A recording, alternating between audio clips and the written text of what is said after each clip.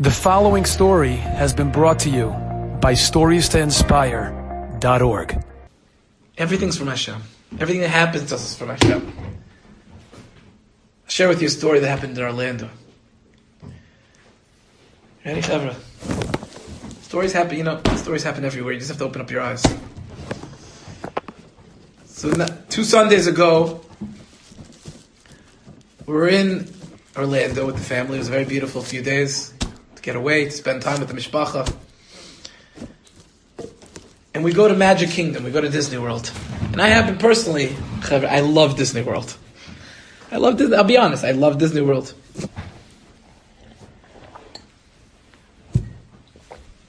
It's enjoyable. It's full of just happiness in the air. Brings us back to our childhood when things were very simple and we were naive and we were untainted from this crazy, disgusting world of sheker. And when we could dream big, it's a place of dreams. And it's a beautiful time with the family. I love it. And that was the one day we took very serious. When I say took serious, I mean every other day was very, very chilled. Let the kids wake up whenever they want, and the pool and the jacuzzi and relaxation. That day was like, if we're gonna do Disney World, we're doing it right, and we're gonna be on every ride.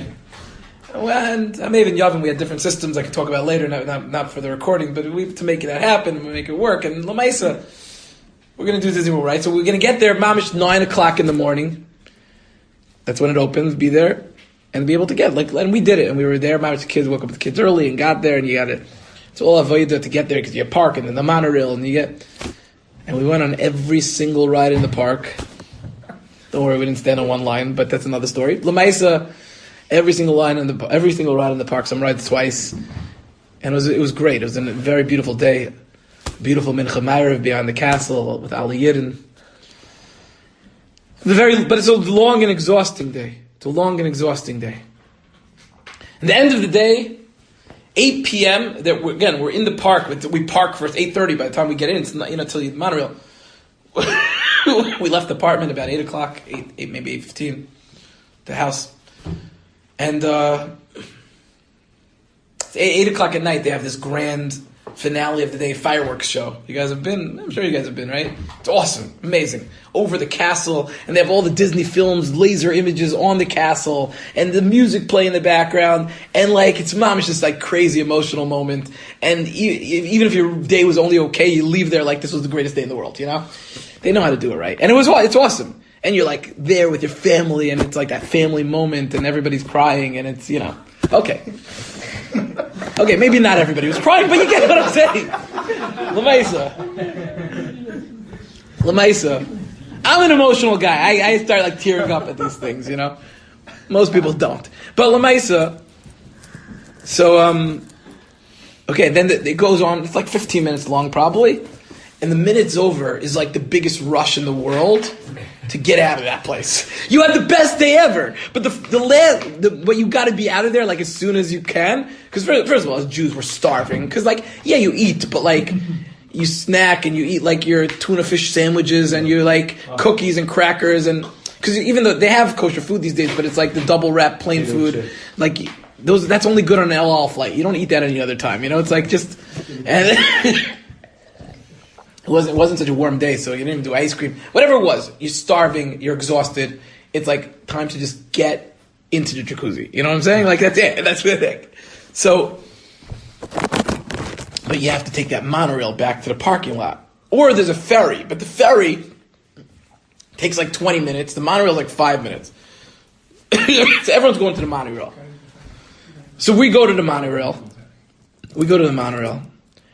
And we're rushing, but I remember I think it was the first time we were in Disney World without a stroller.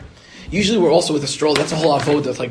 Be able to get around people when you're trying to move fast. It was now no stroller, but now there's the fear of losing your youngest. You know what I'm saying? It's you're in a rush of literally thousands of people and you're trying to stay together. So we get there. We get on the monorail and we got, I think, on the second monorail leaving the park after the show. We're on there and you can finally breathe out and you're, okay, great. We'll be home in 20 minutes and we're looking forward by the time we get to the car, this, that. And the monorail's a 5-minute thing. 2.5 minutes into the monorail, it stops. It's never a good thing, And they have that announcement okay, there's some, we're just waiting for the monorail up above. It'll be 2 minutes, fine. And then we're there 2 minutes and 3 minutes and 4 minutes and 5 minutes, 6 minutes. And eventually they come on and say, basically the monorail stopped working. We had problems.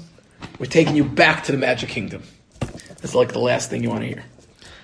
And they take us all back to the Magic Kingdom.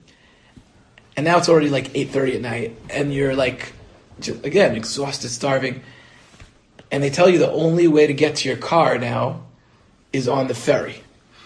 Now, the ferry takes much longer, but more so than that, now everybody that was on all these monorails are getting off the monorail. Thousands of other people are still coming out. There's 100,000 people leaving Disney World at the same time, all trying to get on this ferry. It's a sea of people like you've never seen. You know, all day when you go on the ride, you got to put on your mask, and now it's 100,000 people like on top of each other to get on this ferry.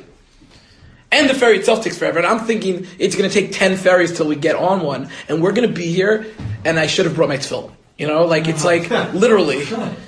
So,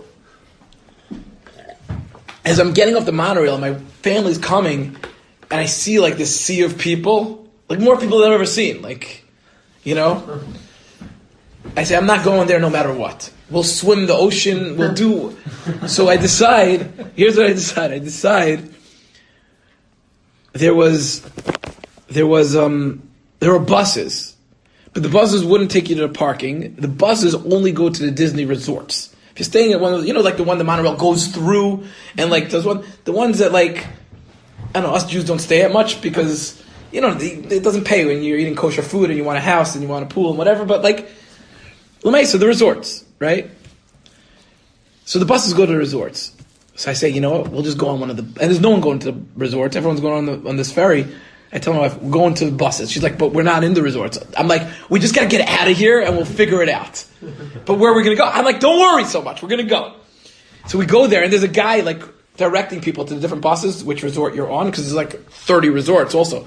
So I go over to the guy. I'm like, which one's the closest resort to the parking? And he says, none of them. I'm like, no, you don't understand my question. I didn't ask which one is like... by the parking. Which one? There has to be one. There's an answer, one of them that's closest. Like, even if it's 20 minutes away, one of them's closest. Which one is closest to the parking? And I explained to him like that a little bit again, and he looks at me and says, none of them. I'm like, great. So, basically this guy is either a ksil, or mamish just doesn't, but more so he just didn't want to answer my question because he knew what I was up to, and he wanted me to go on the ferry because you're not really supposed to use these buses, I guess, if you're not on the resorts, but they're public buses for Disney people. So I just take my family. I'm like, okay, sir, thank you so much. I'm like, let's go. So we get on. The first bus was going to the Fort Wilderness Resort, and I always remember I've gone to Disney World like a ton from my youth till, and I know that's one of the resorts you definitely they point out to you on the monorail. So it's got to be somewhere in the vicinity. I'm like, we're going on that bus. So we get on that bus and we sit down on that bus. We're all sitting. We're just happy to be sitting. And my wife's like, what are we going to do? I'm like, maybe there's Uber in Disney World. I don't know. Now, I don't even think any of our phones had Uber, so we had to like download Uber, but we're like, we'll figure it out. But I don't even know if it's in the Disney complex, if there's Uber there or not Uber there, but if not, I'm like, I don't know, we'll figure it out. As we're saying that we didn't move yet, and we see this frum woman with a couple kids get on the bus. It was strange, because like nobody else was Jewish on this bus, and she's wearing a mask because she's supposed to on the bus, and couldn't tell you. And then we see it's a woman, someone we're very, very close to, a very close friend.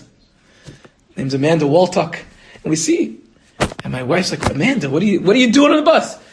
And she's like, it was a crazy also, like all these people, and I saw you guys, and I figured you know what you're doing and where you're going, so I followed you. This is what she says. And we look and we're like, great. We have no idea what we're doing. We're just getting away from the 100,000 people. But here's the deal. Her husband alone already left like a while ago to go get their car and to set them up for success, so they're all ready, and the minute they get out of the park after the fireworks, he's ready to go with them. So she calls her husband and tells we're on a bus going to Fort Wilderness Resort. Fort Wilderness Resort is a 5-minute drive from Magic Kingdom. He's there when we get there. I jump in the car. I mean, their car is full, so the rest of my family stays by the Fort Wilderness Resort. I jump in the car with his family. He drives me to the parking lot, which was 5-minute drive away. Okay, after jump a few fences and figure out how to get into the parking lot. That's another discussion another time. I get to my car, and I'm at the Philip Wilderness Resort 5 minutes. Okay, that also was an avoda because they turned all the streets to like one way to get out. I had to go up one way, whatever. That's a whole avoda. But Baruch Hashem was fine. I made my way to Fort Wilderness Resort about 5 minutes later. 15 minutes later, we're home and we're good to go. And then the car says, "You see, I told you that was the right move." I think we might still be Disney World. Shir tonight might have been from Disney World if we didn't do this. Okay, I'm just telling you. So what is the avoda? The avoda is just to know. So what happened there? So someone who has closed eyes, someone who's not God conscious, and doesn't recognize, as we read in our Mishnah, and doesn't recognize, as Rabbi Lazar told us, doesn't recognize these words of Rabbi Lazar Ish Bar Sosa, Tein li mishalosh, atav shachashalo, that everything from Hashem. Okay, nice coincidence. Coincidence? There are 100,000 people. It's dark at night. You could hardly see. And the one person that happens to see us and follows us on this bus because thinks we know where we're going is someone we're close to and has a car waiting for them that I could then go on and get my car and be by my family in 5 minutes, where I had no other plan and had no clue what I was going to do after that. What is that? The Eibush, they're orchestrating it all. Everything that we have, everything that happens, everything's from the Bonus Shalom. There's no question. And we have to understand that. Enjoyed this story? Come again. Bring a friend. StoriesToInspire.org